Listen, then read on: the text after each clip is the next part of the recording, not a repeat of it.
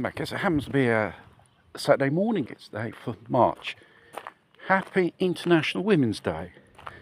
Tonight, ladies will be celebrating with their friends, going out to eat, have a dinner, have a pizza, God doesn't know what. Probably see a stroke man showing his tribute to them, even them. And girls have to have some fun. Okay. On the grim side of this day today, I heard on the news about a law which we're going to be discussing in Italy, femicidio, type of a new criminal offence for murdering women, basically. And you ask yourself why. I think about 2 years ago, when I was in hospital, I think it was about November-ish, in Italy, they didn't talk nothing else about the murder of this girl called Giulia up in the north. There was a public outcry, the lefties blame the upbringing of this person and all that stuff. And they want to present this type of law which makes severe the punishments. You can introduce a law, but the thing is, the Italian justice system, like all justice systems around the world, do not work. There is no certainty of punishment. That one goes in prison, found guilty, and after probably a few years is already out, or home arrest, like some cases happen. Escape from home arrest because he's fat, God knows what, and he threatening his victims. What justice is that? It has to be more severe. I know two cases how the Italian justice system is that regarding this type of criminal offence is absolutely shit. Shit. And in these little protests, doing a merry-go-round, holding hands, it has no use, because the public outcry, that moment, it gave us attention, and then afterwards, like all murders of ladies or whoever, they're just forgotten. And my dear friend who had breast cancer, she died, was it, last year? She was a victim of attempted murder by some local psychopath, which is drunk and God knows what.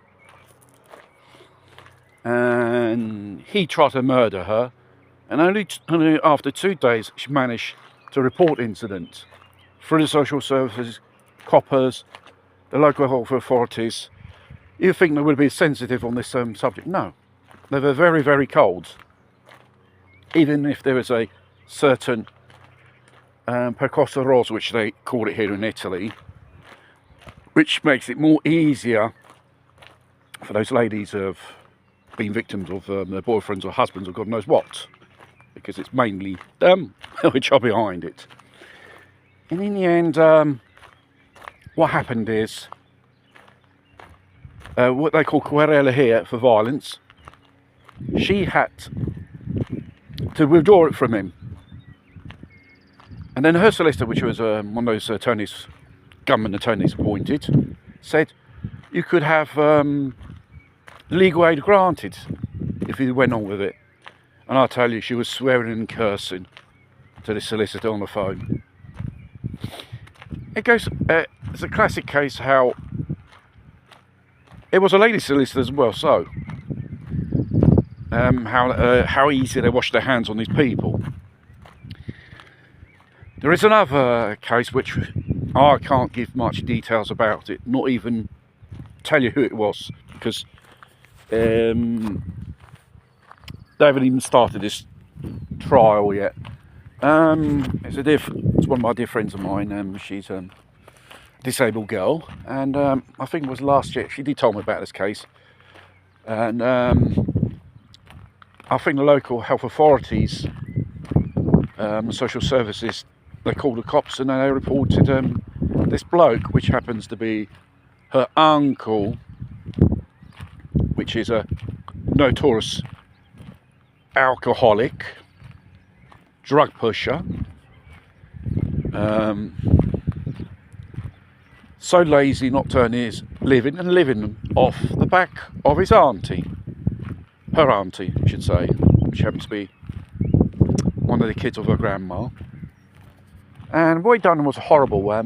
In the house, in front of a kid of 8 years old, he began to start moving his hands in places he shouldn't touch. I've got mentioned she is at the age of consent. I think it was around when it happened when I'm about 21 years old.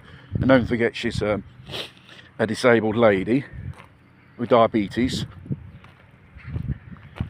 and she had to go through all these procedures of so-called psychiatrists, and now have established she was telling the truth. And now, due to there was a strike of the judges here in Italy the other week or so, the first hearing was, cancelled, and have to make another appointment, God knows how many months, to begin the first hearing of the case. And I said to her, they're going to use dirty tricks against you, my dear. They're going to be horrible. Have courage. If they call you to testify. You shouldn't be scared of this so-called monster. Mind you, she's been receiving threats on the phone from him in the last few months, and even her grandmother, which is the mother-in-law of this idiot. They're not married, it's a couple. And let's see how it goes. I don't think it will go too well for her, because probably they're taking into consideration this idiot's got a criminal record for drunkenness and disorder, drug dealing. He was stopped a few times, and his house was searched by the old bill, and they did find stuff. So hopefully, on the top of this, things for him won't be so pretty good, as his position as what you may call it,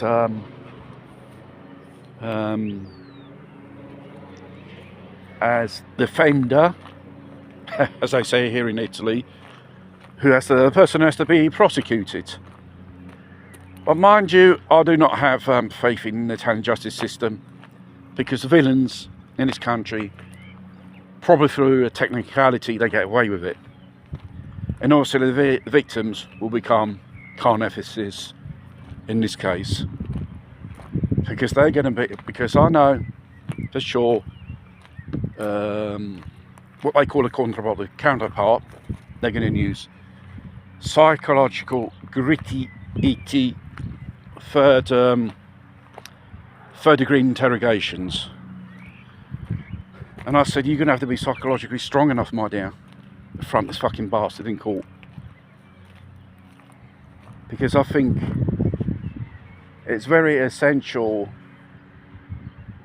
for her to demonstrate this person, she's not scared of him. Because as soon as you're scared, they have won it already. So it's all a discussion how the justice system works with certain criminal offences. It's useless you doing special laws, they do not work. You need a judge. If a person's found guilty, it has to be punished severely. Serve as monitor to other people. You can't give him the conditional because he's what they call attenuante and this and that because he's got psychological problems. That's what they usually work on, these monsters. Who knows? If he ends up in the nick, As soon as inmates know about his coming inside, it'll be fresh bacon for them. If you watch that